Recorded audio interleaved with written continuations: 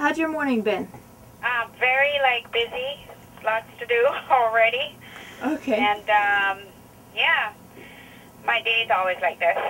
Okay, I'll try not to take too much of your time up, but I really appreciate you talking to me, and I really want you to feel like you're being heard. Okay, great. I appreciate that. Okay. I know that there's communication out there about Scientology. Like I said, I've been a Scientologist since 1979, and I've been dealing with rumors and misinformation.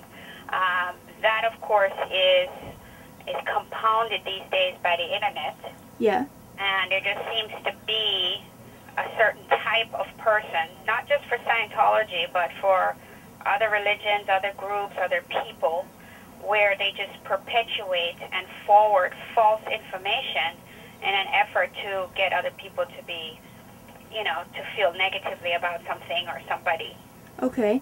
Yeah. Well, one of the things that, in order to help you to know that you're being heard, well, what I'd like to do is upload this whole conversation, without any cuts in it, because I don't want to edit it or cut it in any way. I just want people to, hear it straight, the way we're talking about it. Okay. So that, because I don't want to manipulate it or anything like that. So I'm just going to, upload the thing and just so that people can see for themselves, Okay, good. We'll try to keep out the vocalized pauses. Okay. All right. Well, I just have a couple of questions here about stuff like, let's see, I've got some notes here.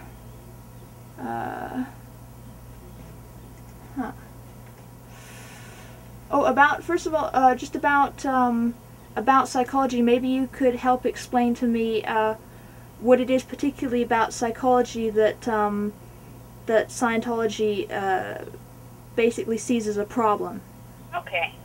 Well, just for purposes of anybody that's going to be listening to the interview, I don't know if you got any of the information I gave you about who I am and, what my role is in the church and as a Scientologist. But I want to open that up first because I think that'll explain to a lot of people, or at least put it in the context of my, my perspective on things. Sure, and we'd really like to hear that, and we'd really like to hear what you have to say about your role in it and where you're coming from. Okay, fantastic. So, my name, of course, is Pat Harney, and I'm the Public Affairs Director for the Church of Scientology Flag Service Organization, which is the international religious retreat for Scientologists in Clearwater, Florida.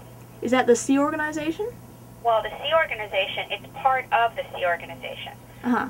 But the Flag Service Organization is the advanced where Scientologists can come and get advanced Scientologist services, and they come from all over the world, and it's here in Clearwater, and something like 12,000 Scientologists visited each year, 12 to 15,000. There is a community of Scientologists that live in the area, but what it is for Scientologists to come here and to get their advanced spiritual services in Scientology. The Sea Organization is a fraternal organization of Scientologists who have dedicated their lives to ensuring that Scientology continues, that it is widely disseminated, and that it expands and grows, and that it stays true to what L. Ron Hubbard, the founder of Scientology, said Scientology is. I see. And that it, continues to do its work. I am from Jamaica. I came to the United States in 1974 in Washington, D.C. I went to college there, and then I found out about Scientology in 1979. So I've been a Scientologist ever since. I started working for the church in 1984 in Washington, D.C. at the founding church. And then I joined the Sea Organization because the church that I worked for in Washington, D.C. was not part of the Sea Organization. It is what's known as a Class 5 organization. And, I had, besides working for the church, I had my house and other things like that, which that type of organization, the person that accommodates that. Here in the Sea Organization, all your birthing, your medical, food and so forth is taken care of by the church. Oh, so your medical is taken care of then by the church? Yes. Oh, okay. You're part of the organization. So, so I've been doing that since 1997 here in Clearwater, Florida, and I've been working in the area of public relations, which is, of course, I deal with the media, I deal with, public persons, with governments, and so forth. Okay. And can I ask you a bit about when you first started Scientology? How when you just before you started Scientology, how did you feel about your life? And then after you discovered Scientology, what kinds of things changed for you? How did your outlook change? Yes. Well, that's been a gradual process, but I can tell you that before I got into Scientology, I was quite aimless. I felt as though there was something more. I've always been a spiritual person. I went to church ever since I was a little girl in Jamaica, but I'd never heard of Scientology until I came here to the States. And what Scientology provided for me was a practical way to answer my questions and to deal with my problems. And, like I said, I was kind of aimless. I didn't understand myself. I didn't understand certain emotions. I just had questions. Do you feel like you understand yourself now? I certainly understand myself a whole lot better. And I'm definitely more certain and confident about things, and I'm not aimless. I have a purpose. I know what my purpose is.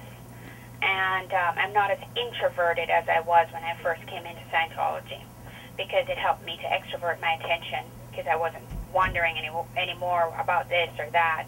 I had, my questions answered. I'm a stronger person, certainly more ethical, and that's what it provided for me. And it's gotten better and better, more certainty. I'm not a perfect person by any means, but I know how to deal with things that come my way, because Scientology is an applied religious philosophy. It's something that you apply. It's not just something you believe in. Uh-huh. It's not a faith. When you say you feel more, a greater sense of morality, a greater sense of applied morality, can you describe that applied morality? How maybe you weren't moral when you started, and how you feel that you are more moral now? Yeah. Well, I put it in the context of there's morality and there's ethics, which Mr. Hubbard describes. In other words, the morality says now I'm supposed to, or now I'm not supposed to. And you do that because it says so. It says so in this tradition or that tradition, or your mother told you not to. And I certainly had that kind of education, and that was a good thing. Then there's the ethics, which is the contemplation of optimum survival, which is different. It's like I'm analyzing what is right or not right for me, or for others around me.